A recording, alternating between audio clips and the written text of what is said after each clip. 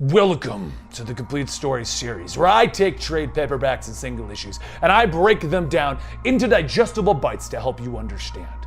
Then I read them dramatically back to you, adding in some music, some voices, and we tell you exactly what happened, allowing you to know what is going on in current comic books so that you can go run out and buy the next issue. Guys, it's time for one of my favorite Marvel superheroes, the Hulk. He has made his triumphant return in the current Marvel run with a horror Hulk. It's a scary tale of Dr. Jekyll, Mr. Hyde, but it's Bruce Banner and the Hulk. Today we're going to bring you issue 1. These stories are broken up into single issues and 2-issue storylines until we get to the Hulk Goes to Hell storyline. So, enjoy today's introduction of the new Immortal Hulk.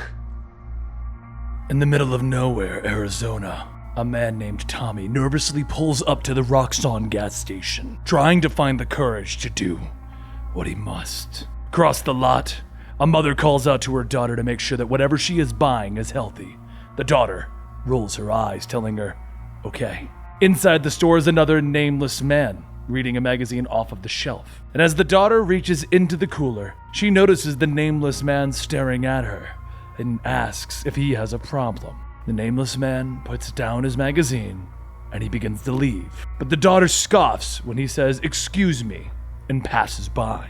But as that happens, Tommy finally builds up his nerves and he runs into the store with a face covered, holding a gun. Tommy tells the clerk to not hit the alarms, just open the register. The clerk says, sure, anything he can. Just then, the daughter sees what's happening. She drops her bottle, causing it to smash on the ground. The sound startles Tommy, and he spins around and he fires his gun.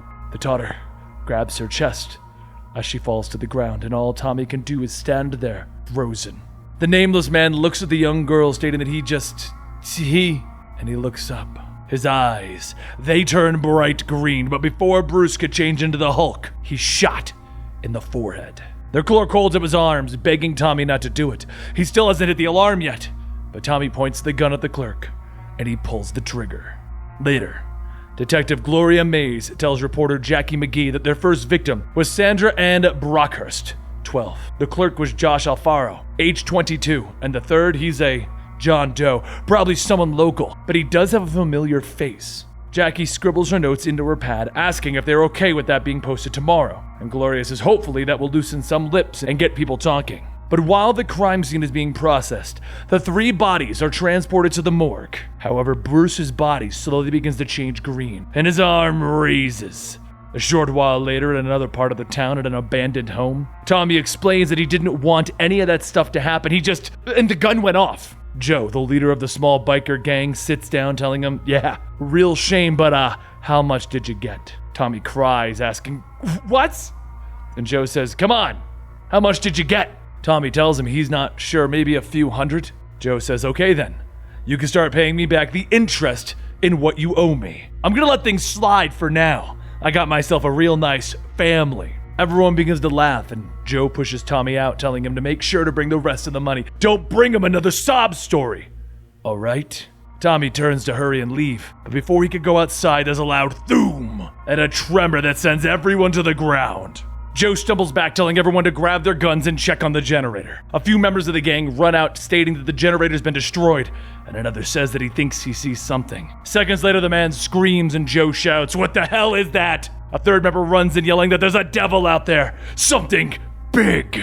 Joe cracks the man across the head, telling him to shut up. He's just another meth head. Everyone gather up, we're ending this now. The remaining members all point their guns at the door, and through the wall a pair of giant green arms burst through, grabbing Joe. Outside, Tommy is running to his car, breathing heavy as he searches for the keys to put into the lock, but the shouting scares him, and he drops them. He then hears nothing. He looks at the dark house and he pulls out his gun, asking, Is anyone there? Hello? Anyone? And just then a giant shadow looms over Tommy in the moonlight, and the Hulk says, Sandra Ann Brockhurst. That was her name, and she was 12. Tommy stumbles back and the Hulk says, how does it feel in your hand? Heavy, right? All that stopping power? Heavier than it was at the range even. Tommy tells him no, and the Hulk goes on. You're probably wondering, right? All that power. What would happen if he just let loose? Tommy holds up his gun and he begins to shoot, but as the bullets pulling off of the Hulk, he says, "You know, you should have shot someone who deserved it. But do you know what I found?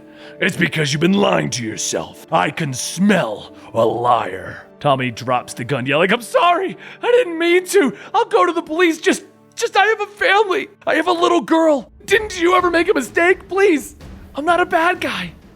Am I?" The Hulk smiles as he reaches down, asking Tommy, "What do you think?" The next morning, Bruce wakes up and gets cleaned up. And as he washes his hands, he tells himself, "I'm not a bad person. Am I?" He looks in the mirror and he sees the Hulk staring right back at him, asking him, "What do you think?" And there you have it. The Immortal Hulk lives. What are the rules to this new Hulk? What are the rules to Bruce Banner? Well, if you subscribe, you'll find out, because we're going to be covering this Hulk storyline, because guys, it's the Hulk! He's awesome. I love him, don't you? Anyway, don't forget to like this video if you like Hulk. And you can also find me over on twitch.tv/EligibleMonster on practically a daily basis, playing Warframe, Final Fantasy XIV, and giving you all of the podcasts that we bring to you on our Patreon. There, live, you get to see behind the scenes. I'll see you guys next time, right here. Hulk smash!